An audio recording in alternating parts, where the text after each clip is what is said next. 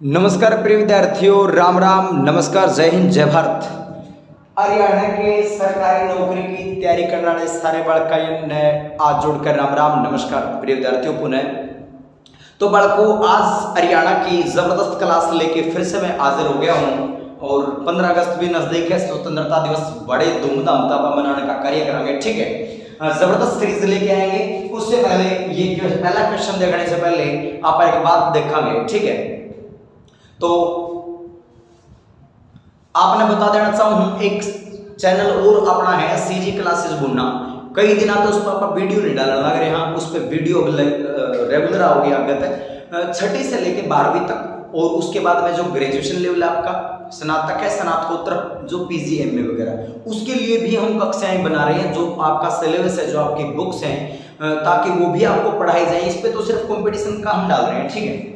तो उस पर भाई क्लास शुरू हम संस्कृत से कर रहे हैं उस पर। तो संस्कृत के जो टीजीटी आगे वैकेंसी कल कह रहे थे, बोला 15,000 वैकेंसी आओगी, तो उन खातर आप पीजीटी की क्लास लेके आने की कोशिश कल से रहेगी हमारी, अगर नेटवर्क इशू नहीं रहा तो, ठीक है।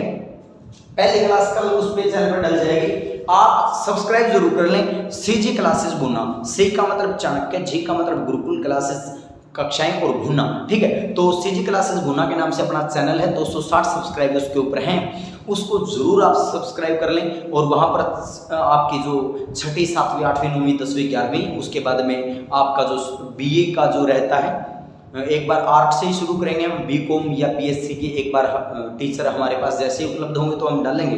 तो इनका हम सिलेबस डेली की शुरू करेंगे, ठीक है, कक्षाएं। उस चैनल को आप जरूर सब्सक्राइब कर लें, स्कूलिंग के लिए और आगे हायर एजुकेशन के लिए। ये आपका बिल्कुल कंपटीशन का जैसा चल रहा है वो वैसा चलता रहेगा। तो शुरू करने से पहले हम एक श्लोक देखेंगे भाई। एकेन अपि सुपुत्रेण विद्यायुक्तेन साधुना आह्लादितम कुलम सर्वम यथा चंद्रेण शर्वरी।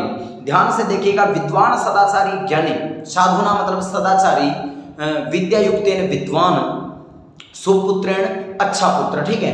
एकेनापि यानी कि एक ही पुत्र बहुत है, सुपुत्रेण अच्छा पुत्र बहुत है, विद्यायुक्तेन जो विद्या से युक्त हो, साधु ना सदाचारी हो, आह्लादातिम कुलम सर्वम वो उसी प्रकार से कुल को रोशन करता है जिस प्रकार यथा जैसे चंद्रेण शर्वरी अंधेरी रात के अंदर चंद्रमा प्रकाशमान करता है। कहने का मतलब बेटे समझे, यो न्यू कहना चाह है कि एक बेटा प्रकाश ने फैलास के है कुल को प्रकाशित कर सकता है। कितने पुत्रों की अपेक्षा, बहुत सारे पुत्रों की अपेक्षा एक अच्छा पुत्र 100 मूर्ख पुत्रों की अपेक्षा एक सुपात्र अच्छा होता है। हरियाणवी रागनी बेटा, पुत्र सुपात्र एक बतेरा चाहिए मने 5-7 नहीं, तो बेटा एक सुपात्र, ठीक है ना। पुत्र तो एक ही बहुत है, लेकिन सुपात्र होना चाहिए, अच्छा होना चाहिए। कहने का बेटा अभिप्राय यो है। तो कहना यो चाहूँगा मैं इस माध्यम से, क्योंकि हम पढ़ते तो रहेंगे, नैतिक शिक्षा, संस्कृति, संस्कार हमारे चैनल का प्रमुख ध्येय है बेटा। ये ध्यातव्य रहे कि हमारा माने आए प्रश्न लिखा दिए, रटा दिया, अपना रट लिए, नहीं, हमारा सर्वांगीण विकास हो, ऑल अराउंड डेवलपमेंट, सर्वांगीण विकास आपका होना एक टीचिंग लाइन के लिए बहुत जरूरी है। टीचिंग एंड लर्निंग, अधिगम और शिक्षण में ये सिखाया जाता है बेटा कि हमारा क्या है, ऑल अराउंड डेवलपमेंट किस प्रकार हो, भारत फिर से विश्व गुरु बन जाए, फिर से सोने की चिड़िया बन जाए। अगर यहाँ का जो युवा वर्ग है, यहाँ के जो बच्चे हैं, यहाँ के बूढ़े नौजवान जो भी, और महिला बच्चे जो भी, अगर सही अपना 100% दे, सही मार्ग को प्रशस्त करें, एक अच्छे गुरु के मार्गदर्शन में चलें, आगे बढ़ें, प्रत्येक नागरिक अपना कर्तव्य समझे, फिर से हम विश्व गुरु बन सकते हैं, ठीक है। तो इन्हीं शब्दों के साथ आपको पता होगा, माँ सड़क दिन भी क्यों आ करे तारे और पूर्णमासी ने भी तारे आ करे, लेकिन रोशनी किस दिन आ करे, चांदना, चांदना बोलिया करो ना, चांदना तो भाई पूर्णिमा को आया करे, पूर्णमासी ने, क्यों, क्योंकि उस दिन चांद होता है। तारे तो अमावस्या को भी है और तारे पूर्णिमा को भी है, लेकिन वो करोड़ों तारे कोई काम के नहीं है। उसी प्रकार वो बहुत सारे पुत्र कोई काम के नहीं है। चांद जैसा पुत्र होना चाहिए, चांद जैसा पुत्र, ठीक है बेटा। तभी तो माँ बापू को न कह देकर बोला ये रे मेरे चांद। सिंधु घाटी की कलाकृतियों को संरक्षित बनाने के लिए हरियाणा में संग्रहालय कहाँ बनाया जा रहा है? ये बहुत ही महत्वपूर्ण प्रश्न है, करंट अफेयर का भी ले सकते हो उसको। ये आपका क्वेश्चन है, इसका आंसर क्या रहेगा? उत्तर रहेगा इसका, बताओ शाबाश। सिंधु घाटी सभ्यता का सबसे बड़ा स्थल राखी गढ़ी, और राखी गढ़ी कहाँ पड़ता है बेटा? हिसार के अंदर, हिसार के अंदर पड़ता है। अब अगली बात, राखी गढ़ी कहाँ? हिसार के अंदर, हिसार के अंदर पड़ता है। सारी बातें देख लेंगे। हिसार किस भाषा का शब्द है? तो फारसी भाषा का शब्द है। अर्थ क्या होता है? अर्थ किला या घेरा, ठीक है। कितने गेट? चार गेट। कौन कौन से? लाहौरी, मोरी, तलाकी और नागौरी, 4 गेटों के कारण हरियाणा को क्या बोला जाता है? सटील सिटी बोला जाता है, सटील सिटी बोला जाता है। हरियाणा कब बनता है? 1 नवंबर को बनता है, 1966 को बना था। उसके बाद में हरियाणा का टोटल एरिया कितना है? 3983 किलोमीटर स्क्वायर है। क्षेत्रफल की दृष्टि से हरियाणा का 2nd स्थान रखता है, पहले नंबर पे सिरसा है। उसके बाद में मैं बात करूं, सटील सिटी कहा जाता है हरियाणा को, ठीक है। उसके बाद में बेटा अगली मैं बात करता हूं हरियाणा की कितनी यूनिवर्सिटी है हरियाणा के अंदर, बताओ। हिसार के अंदर कितनी यूनिवर्सिटियां? एक तो होगी HU हिसार, CCSHU चौधरी चरण सिंह हरियाणा कृषि विश्वविद्यालय, एक गुरु जम्बेश्वर यूनिवर्सिटी है ना, एक लाला लाजपत राय, 3 यूनिवर्सिटी भी है हरियाणा हिसार के अंदर ना। तो 3983 दूसरे नंबर के ऊपर है, सटील सिटी बोला जाता है, ठीक है। दूसरा स्थान क्षेत्रफल के अनुसार है, फारसी भाषा का शब्द है। कब बसाया गया? 1354 के अंदर बसाया गया। किसने बसाया? फिरोज शाह तुगलक, फिरोज शाह तुगलक ने बसाया था 1356 के अंदर। यहां से 1356 की मैं बात करूं तो किसने बसाया था? किस अग्रहा को? किसने? फिरोज शाह तुगलक ने अग्रहा को बसाया। सारी बातें क्लियर होनी चाहिए बेटा, सारी बातें क्लियर होनी चाहिए। मुख्य जो यूनिवर्सिटी है कौन कौन सी है? गुरु जम्बेश्वर, गुरु जम्बेश्वर विश्वविद्यालय, लाला लाजपत राय विश्वविद्यालय, लाला लाजपत राय विश्वविद्यालय है, जिसको लुवास यूनिवर्सिटी कहते हैं ना। और एक क्या है आपका? CC चौधरी चरण सिंह हरियाणा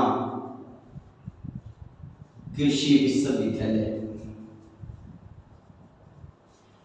एशिया की सबसे बड़ी यूनिवर्सिटी है भाई चौधरी चरण सिंह, 7000+ एकड़ में फैली हुई है।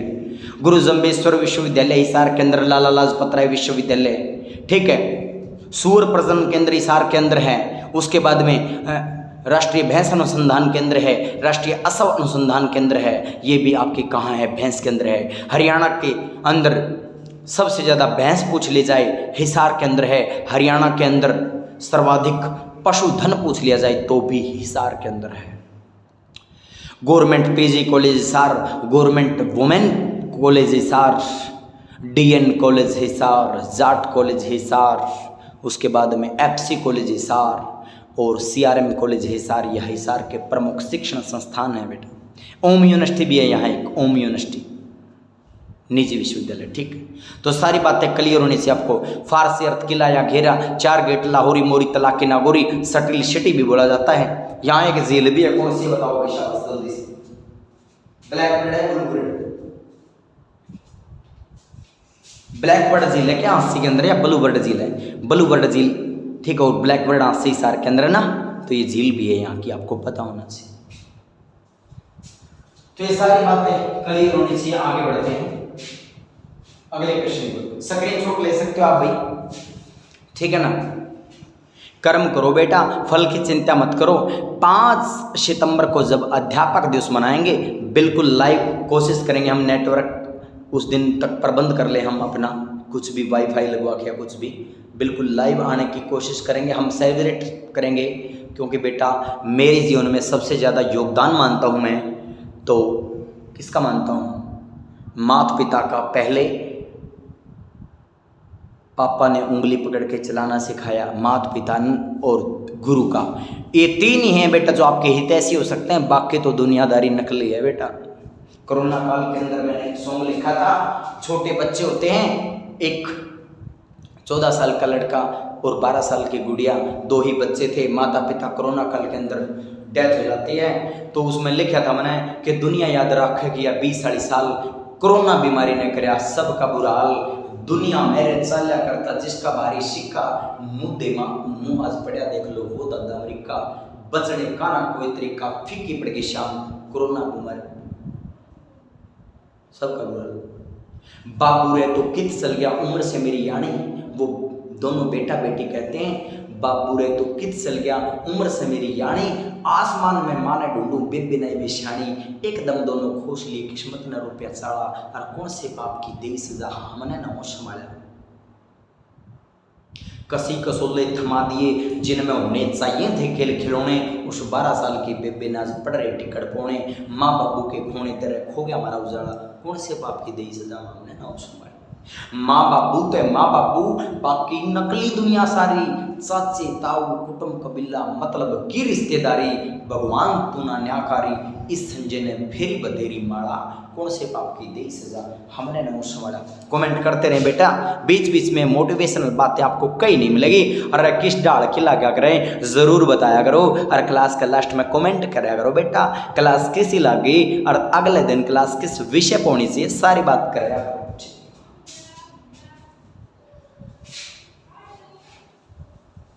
अगला प्रश्न है, ठीक, अगला प्रश्न ध्यान से देखिएगा, अगला क्वेश्चन बेटा, अगला जो आपका क्वेश्चन है, अगला जो प्रश्न है, हाँ, प्राचीन काल के अंदर जो हरियाणा था वो किन नदियों का क्षेत्र था। ठीक है, प्राचीन काल में जो हरियाणा को उल्लेख मिलता है, प्राचीन काल में हरियाणा प्रदेश किन दो नदियों के बीच का क्षेत्र था। जल्दी जल्दी बताएं, मैं बहुत बढ़िया क्वेश्चन आपके लिए लेके आया हूं। प्राचीन काल में हरियाणा प्रदेश किन दो नदियों के बीच का क्षेत्र था, जल्दी जल्दी बताएं, तो इतना समय नहीं लगाते भाई, तो मैं बता देता हूं आपको, ये आएगा आपका सरस्वती और प्लस में दृष्टवती, यहां लिखूंगा मैं दृष्टवती। ठीक है, इसको चोटांग नदी भी बोलते थे, चोटांग नदी, दृष्टवती का दूसरा नाम क्या है, चोटांग नदी। ठीक है,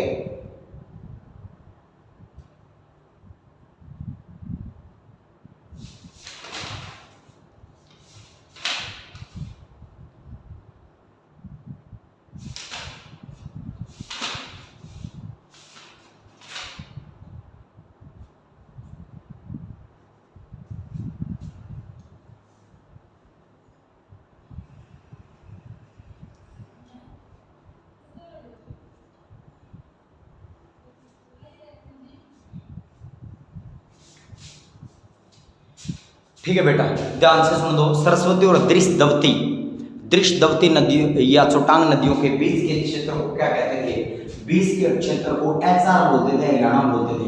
अगर मैं बात करूं, ये तो था प्राचीन, बात कर ले वर्तमान की। ठीक है, बात करें वर्तमान की तो किनका है, तो घग्गर प्लस में यमुना हरियाणा के अंदर 320 किलोमीटर बहती है, और 292 किलोमीटर कौन सी बहती है, आपकी घग्गर बहती है। ठीक है, बंदरपूंछ से निकलती है कौन सी, यमुना नदी, और घग्गर डागसई, हिमाचल प्रदेश के डागसई नामक स्थान से निकलती है।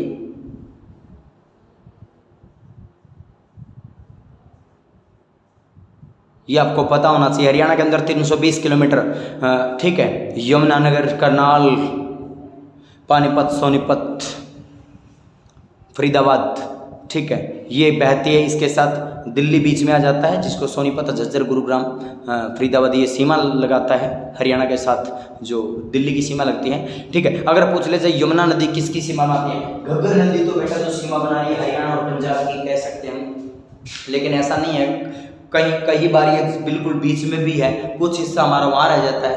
तो ठीक है, तो यमुना नदी किसकी सीमा बनाती है, HR प्लस में यूपी के बिल्कुल बीचों बीच है, पूर्वी सीमा बनाती है। ठीक है, पूर्वी सीमा बनाती है, ये आपको पता होना चाहिए। यमुना घग्गर के बीच के क्षेत्र को HR बोलते हैं हरियाणा। प्राचीन काल में सरस्वती और देशदत्ती, जिसको छोटांग नदी भी बोलते थे, बीच का क्षेत्र HR था। वर्तमान में घग्गर और यमुना नदी के बीच का, घग्गर नदी हरियाणा के अंदर 292 किलोमीटर और यमुना 320 किलोमीटर रहती है, पता होना चाहिए आपको सारी बातें। हिमाचल प्रदेश के डाकशई नामक स्थान से निकलती है और आगे हनुमानगढ़, सिरसा के बाद में ये हनुमानगढ़ चली जाती है और वह आगे जाके विलुप्त हो जाती है। ठीक है, वर्तमान में सरस्वती नदी विलुप्त है। सरस्वती नदी से संबंधित 2-4 बातें हम देख लेते हैं।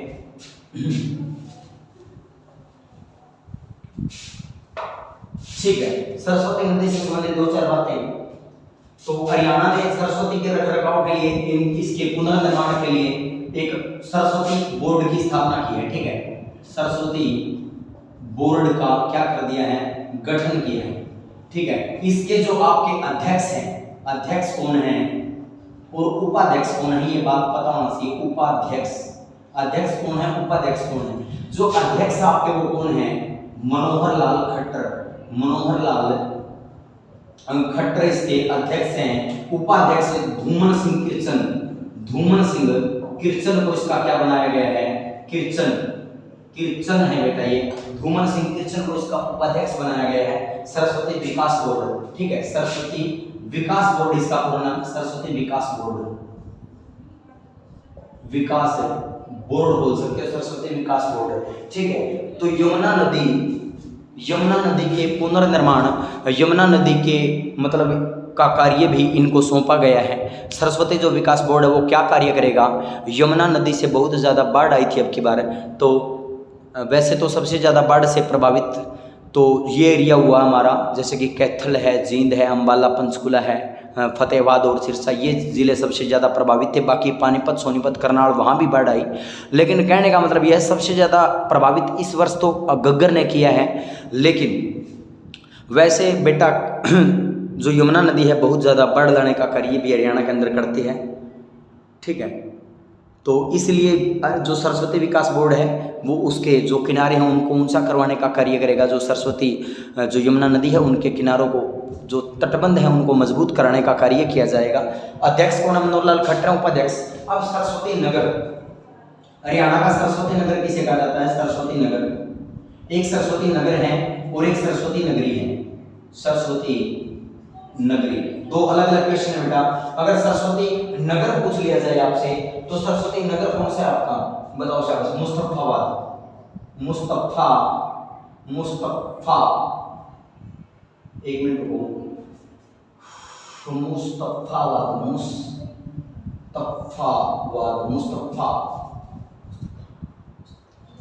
मुस्तफाबाद और ये कहाँ पड़ता है, यमुनानगर के अंदर, मुस्तफाबाद। ठीक है, मुस्तफाबाद कहाँ पड़ता है आपका, मुस्तफाबाद कहाँ पड़ता है, यमुनानगर के अंदर। सरस्वती नगरी आपको सिरसा को बोला जाता है, सिरसा को हरियाणा की सरस्वती नगरी बोला जाता है। और बात कर लेता हूँ यहाँ सिरसा की। ठीक है, सिरसा हरियाणा का क्या है, सबसे बड़ा जिला है अकॉर्डिंग टू एरिया, सबसे बड़ा जिला है। ठीक है, किसके अनुसार है, एरिया के अनुसार। कितना है, 4277 किलोमीटर स्क्वायर है। ठीक है, गठन कब होता है बताओ, 26 अगस्त 1975 को बनता है। उसके बाद की बात करूं आगे, 26 अगस्त 1975 को बनता है। अगली जो मैं बात करूं तो शीर्ष वनों की अधिकता के कारण इसका नाम पड़ा, शीर्ष वनों के कारण इसका नाम सिरसा पड़ा था। ठीक है, हरियाणा के अंदर सबसे ज्यादा ऊंट, सबसे ज्यादा बकरी, सबसे ज्यादा गाय या गोवंश बोल सकते हैं आप, गोवंश, गाय बैल बछड़े जो भी, कहाँ है, सिरसा के अंदर है। ऊंट प्रजनन के अंदर कहाँ है, सिरसा के अंदर है। हरियाणा का जो कॉटन हब बोला जाता है, कॉटन हब सिरसा है, लेकिन कॉटन सिटी पलवल है। और वीवर शहर, बुनकरों का शहर किसे कहते हैं? पलवल को। कॉटन सिटी क्या है? कॉटन सिटी पलवल है। कॉटन हब सिरसा है। कपास अनुसंधान केंद्र हरियाणा का कहाँ है? सिरसा केंद्र है। सारी बातें ध्यान रखनी है। कपास अनुसंधान संस्थान हरियाणा का सिरसा केंद्र है। सबसे ज़्यादा ऊंट, सबसे ज़्यादा गाय, सबसे ज़्यादा बकरी हरियाणा के अंदर सिरसा केंद्र है। सिरसा का क्षेत्रफल 4277 वर्ग किलोमीटर है। ठीक है, कॉटन हब तो है आपका सिरसा, लेकिन सबसे ज़्यादा हरियाणा के अंदर कपास कहाँ होती है? तो सिरसा के अंदर। और कॉटन सिटी कहलाती है पलवल। बुनकरों का शहर वीवर्स सिटी कहलाती है पलवल। ध्यान रखने की बात है ये सारी। ठीक है, ठीक है। नेक्स्ट क्वेश्चन की ओर चलते हैं भाई। सिरसा सबसे बड़ा है अकॉर्डिंग टू एरिया, और सबसे छोटा कौन सा? फरीदाबाद अकॉर्डिंग टू एरिया 743 वर्ग किलोमीटर एरिया है। फरीद खान के नाम पर फरीदाबाद को बसाया गया था। ठीक है, और कब बना है? 15 अगस्त 1979 को फरीदाबाद बनता है। सारी बात बेरा होना चाहिए बेटा, जमा दुम बैठा दो। ठीक है, एक बार शेयरिंग के दुम बैठा दो। शेयर करो, जम के शेयर करो वीडियो को जम के शेयर करो। पढ़ाने का कोई मतलब है, ये 2-4 बात जुड़े हैं। ठीक है, जो डेली क्लास में आते हैं उनके नाम लेना चाहूँगा मैं। एक तो भव्य शर्मा है। भव्य शर्मा जी, आपका बहुत बहुत स्वागत, अभिनंदन है। एक अजय है सिवानी से, वो जुड़ता है। एक अंकिता है गुड़िया, वो जुड़ती है। एक खुशबू है, वो जुड़ती है। उसके बाद में एक नवीना है, एक गुड़िया, वो जुड़ती है।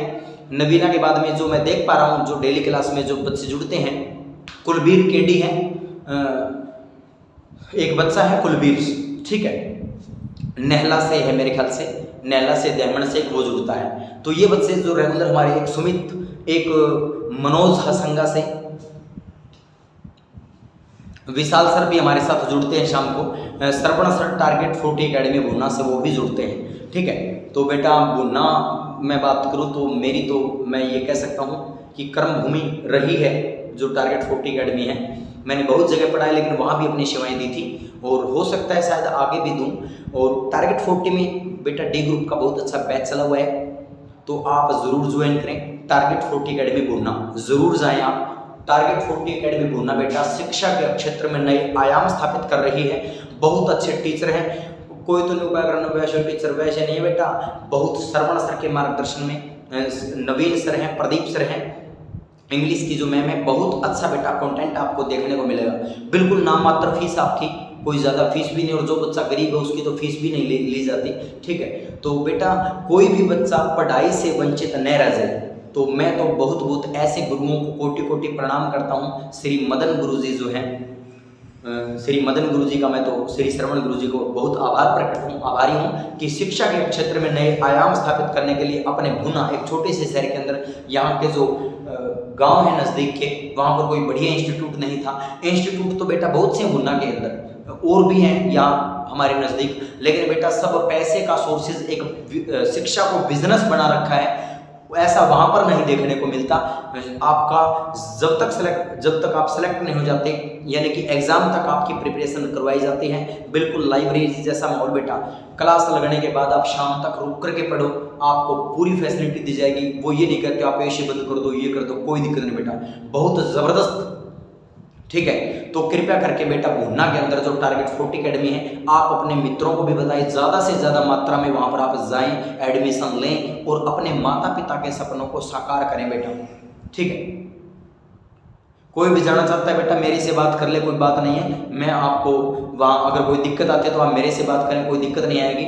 तो हो सकता है संडे को आगे जो पेपर नजदीक आया था, संडे को मैराथन क्लास लेने में भी वहाँ जाऊँ, कोई दिक्कत नहीं बेटा। आपकी तैयारी के लिए श्री श्रवण सर, मदन गुरुजी, नवीन जो सर हैं अपने ITI इंस्ट्रक्टर लग चुके हैं, प्रदीप सर हैं, वो भी अभी चल रहा है उनका फाइनल लिस्ट में। मतलब जितने भी टीचर है ना बेटा, सक्सेस खुद सक्सेस हुए उसके बाद सफल कर रहे हैं, ऐसे नहीं है कोई भी। ठीक है, बहुत अच्छा कंटेंट दे रहे, बहुत ज़बरदस्त। तो मैं जो बच्चे आपके भाई बहन कोई भी परिवार में तैयारी करना चाहते हैं ज़रूर भेज सकते हैं आप। तो अगला क्वेश्चन जो है वो वर्धन वंश से आप ले लेते हैं।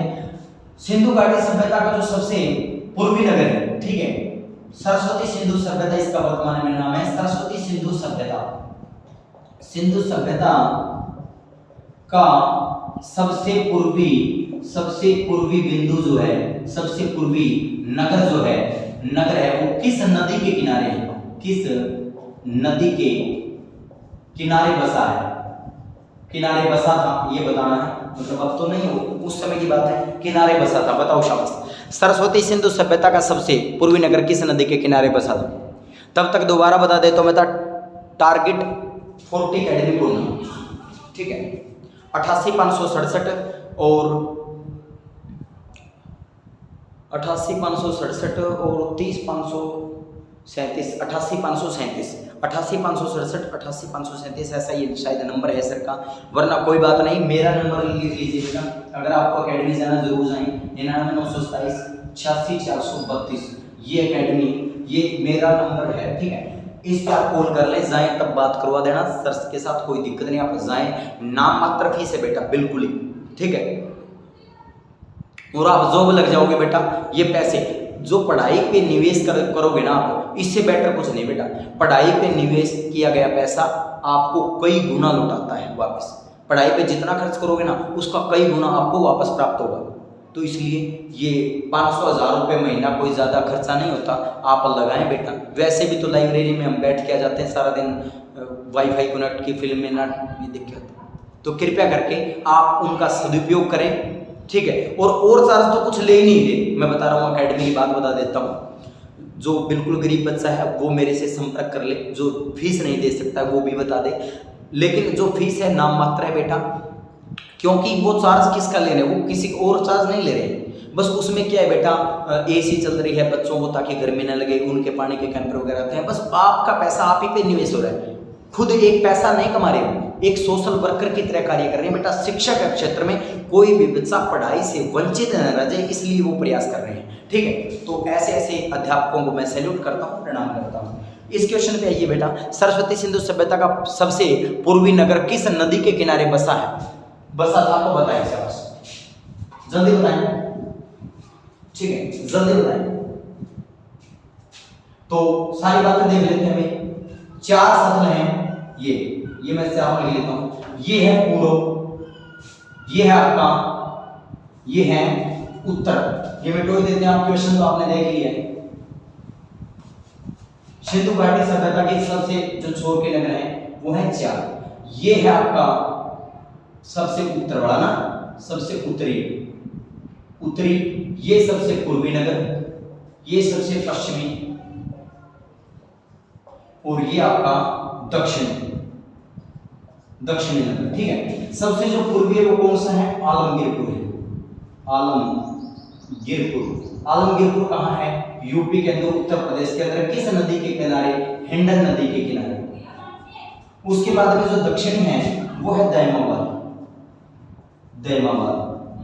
कहाँ है? एमएच महाराष्ट्र के अंदर है। और किस नदी के किनारे है? गोदावरी नदी के, ठीक है। दक्षिण भारत की सबसे लंबी नदी कौन सी है? 1465 किलोमीटर लंबी गोदावरी नदी है। वैसे भारत की सबसे लंबी नदी कौन सी है? गंगा है, 2525 किलोमीटर लंबी है, ठीक है। जो यमुना नदी के बारे में चर्चा कर रहे थे, भारत की चौथी सबसे लंबी नदी है, ठीक है।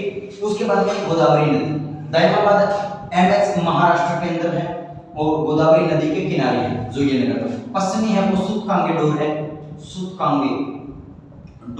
ये कहाँ पड़ता है? बलूचिस्तान के अंदर, बलूचिस्तान। और ये कहाँ? अफगानिस्तान। एफ लिख देता हूँ, अफगानिस्तान। उत्तरी जो है वो मांडा आपका, क्या है? मांडा। उत्तरी जो स्थल है वो मांडा। मांडा कहाँ? जम्मू एंड कश्मीर, ठीक है। JNSK जो भी लिखते हैं आप, जम्मू एंड कश्मीर। और जो ये नदी है, एक मिनट, नदी नहीं लिखी ना मैंने, ये चेनाब नदी आएगी आपकी, यहां तो चेनाब नदी आ जाएगी, चेनाब। और ये नदी है दाश्क नदी है, दशक भी बोल देते हैं, दाश्क नदी, ठीक है। दाश्क नदी के किनारे। सारी बातें क्लियर होनी चाहिए बेटा, ठीक है। ध्यान से देखिएगा, सिंधु घाटी सभ्यता का क्वेश्चन था। सिंधु घाटी सभ्यता का सबसे जो पूर्वी नगर है वो किस नदी के किनारे? तो हिंडन नदी के किनारे। आलमगीरपुर है यूपी के अंदर, ठीक है। दक्षिणी जो नगर था वो दैमाबाद था, महाराष्ट्र के अंदर पड़ता है। गोदावरी नदी के किनारे था। गोदावरी दक्षिण भारत की सबसे लंबी नदी है, 1465 किलोमीटर लंबी है। उसके बाद में जो पश्चिमी है वो सूतकांगेडोर, बलूचिस्तान, अफगानिस्तान के अंदर, दाश्क नदी के किनारे। दाश्क और मांडा जम्मू कश्मीर, सबसे उत्तरी चेनाब नदी के किनारे। सारी बात।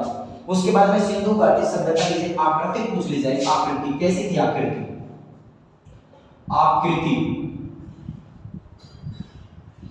आकृति कैसी थी बताओ शाबाश, नहीं आकृति बोला ना, आकृति, आकृति कैसी थी, त्रिभुजाकार। एरिया कितना था, टोटल एरिया 12,99,600 किलोमीटर स्क्वायर था, ठीक है। उसके बाद की मैं बात करूं बेटा 12,99,600 किलोमीटर स्क्वायर था। उसके बाद में अगली मैं बात करूं 1921 में सबसे पहले किसने खुदाई की, 1921 में दयाराम साहनी ने, ठीक है, किसकी, हड़प्पा की खुदाई की। और हड़प्पा किस नदी के किनारे है, रावी नदी के किनारे। 1922 के अंदर दूसरा जो स्थल था वो राखाल दास बनर्जी ने खुदाई की, ठीक है। और किसकी खुदाई की, मोहनजोदड़ो की।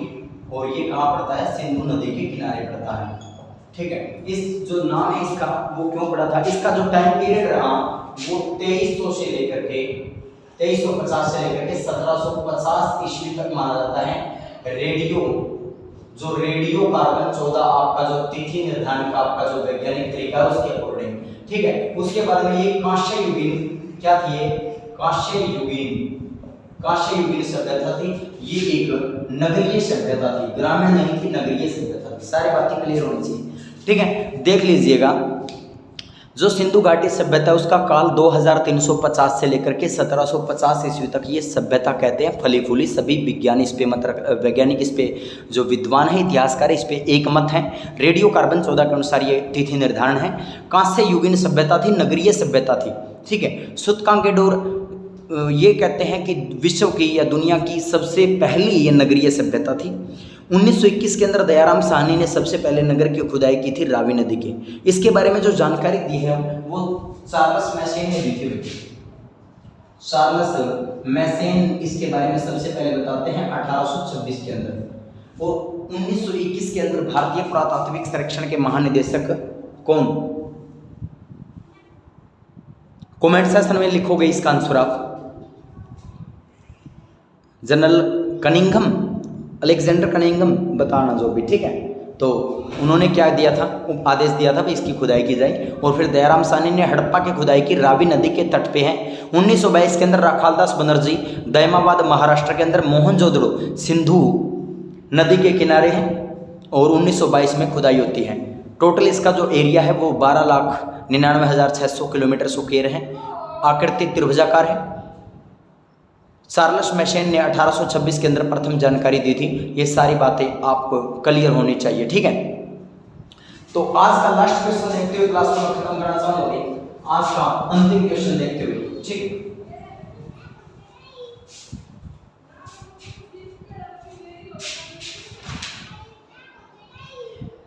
चंद्रगुप्त चाणक्य के बारे में मैंने चर्चा की थी, तो उनसे संबंधित एक क्वेश्चन पूछ लेते हैं।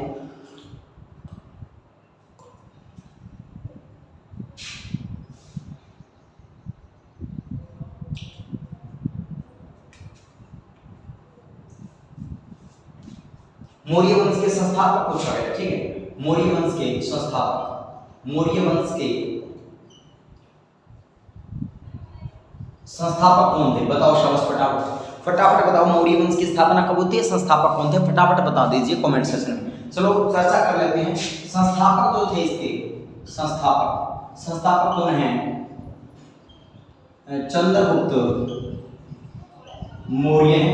कब, 323 से लेकर के 298 ईस्वी तक रहते हैं। इन्होंने इसका बहुत विस्तार किया। एक साधारण से बालक थे।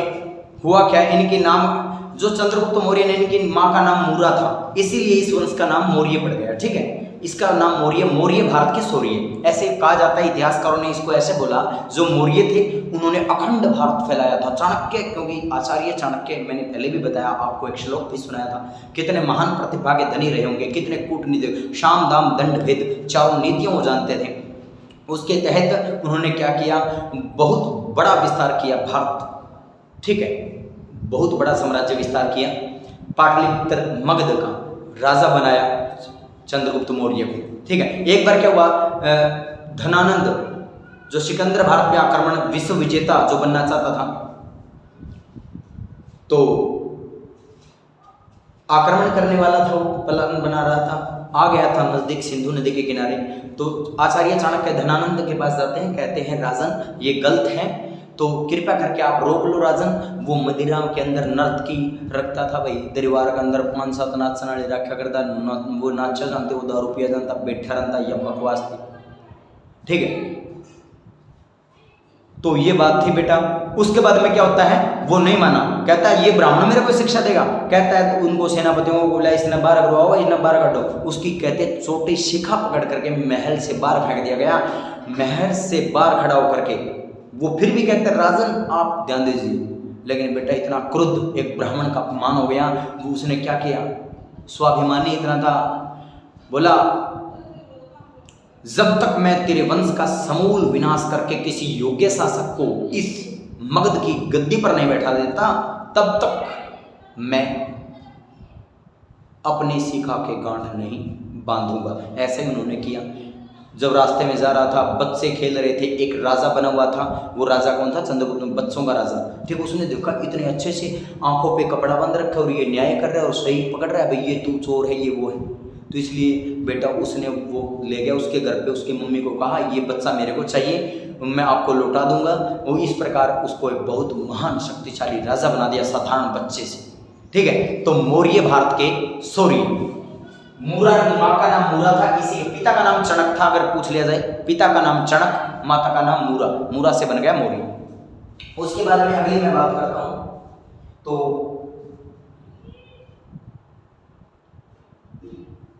तो जो बिंदुसार था इसका बेटा, इसके बाद में इसका जो बेटा है बिंदुसार गद्दी पर बैठता है 298 से लेकर के 273 ईस्वी तक, ठीक है, ईस्वी तक ये बैठा।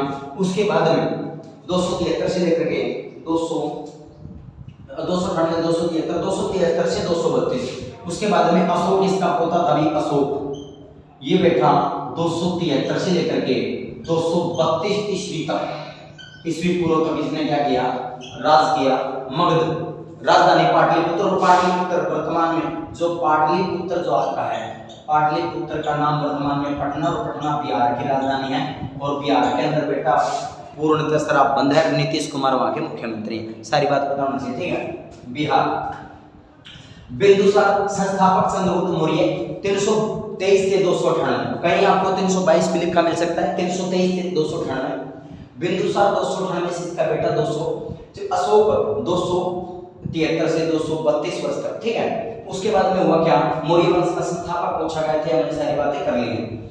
आचार्य चाणक्य के बारे में हमने शुरू में ही बात कर ली थी, ठीक है, ये सारी बातें देखेंगे। उसके बाद में जो अंतिम शासक इसका जो था, ठीक है, अंतिम जो शासक इसका जो हुआ है वो आपका हुआ है बृहदरथ। अंतिम जो 10वां, टोटल 10 शासक रहे, 10वां जो शासक था वो था बृहदरथ। बृहदरथ का 1087 से लेकर के, मतलब 187 से लेकर के 185 ईस्वी पूर्व तक क्या रहता है, ये 10वां अंतिम राजा था। 10 टोटल राजाओं ने लगभग टोटल कितने वर्षों तक इन्होंने राज किया, भारत की गद्दी की मैं बात करता हूं, तो लगभग ये मान के चलो आप, ये 23 तो ये हो गए ना, अगर हम 200 से लगाते हैं तो 123 प्लस में 13 प्लस में 15 ना, 137-38 वर्षों तक राज करते हैं। 123 और 15, तो इतने वर्षों तक राज करते हैं ये, 137-38 वर्षों तक भारत की राजगद्दी पर रहे। उसके बाद में जो शुंग वंश का संस्थापक है, शुंग वंश की स्थापना करता है, इसकी बृहदरथ की हत्या कर देता है पुष्यमित्र शुंग। पुष्यमित्र शुंग वंश की स्थापना कर देता है, और किसकी हत्या कर देता है, बृहदरथ की। इस प्रकार जो मौर्य वंश का संस्थापक तो था चंद्रगुप्त मौर्य, अंतिम शासक था बृहदरथ, उसकी हत्या कर देता है। आचार्य चाणक्य के बारे में आपको पता ही है, चाणक्य नीति लिखी, चाणक्य सूत्र, अर्थशास्त्र के जनक बोला जाता है, ठीक है। बहुत बड़े इनका नाम कौटिल्य है, विष्णुगुप्त है, ठीक है, कौटिल्य है और विष्णुगुप्त इनके अन्य नाम है। तो आज की क्लास में बेटा इतना ही, मिलते हैं कल। तो 15 अगस्त को हर घर तिरंगा जो योजना है आप भी अपने घर के अंदर तो इन्हीं शब्दों के साथ यही कहना चाहूंगा बेटा कि आप मन लगा करके पढ़ें, ठीक है। जबान दब के पढ़ा करो बेटा, अति तो हर चीज की बुरी है, अति मत करें। पढ़ाई का महत्व तो बता देता हूं, पढ़े लिखे सब बिन पशु बराबर या जिंदगी बीते भाई, और शाणे मानस क्या करे से अच्छी चीज पढ़ाई।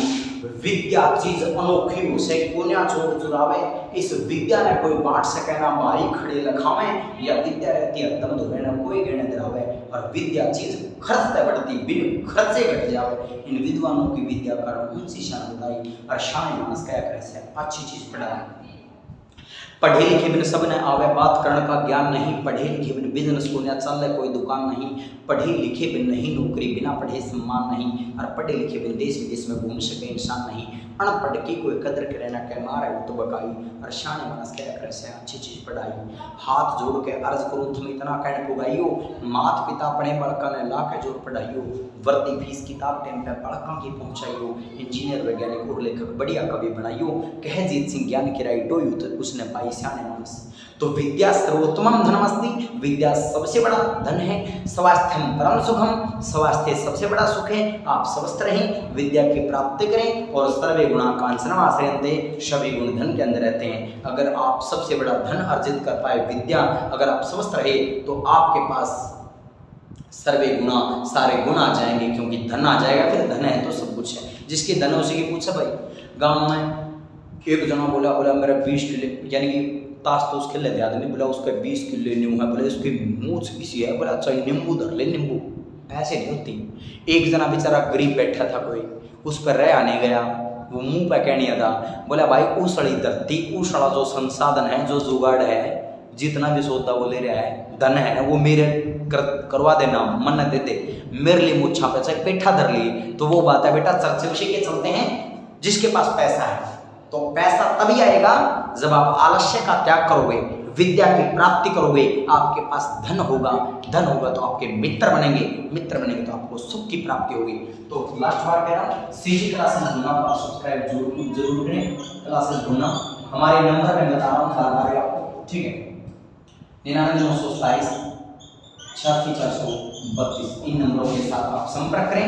और इन्हीं शब्दों के साथ जय हिंद जय भारत बेटा।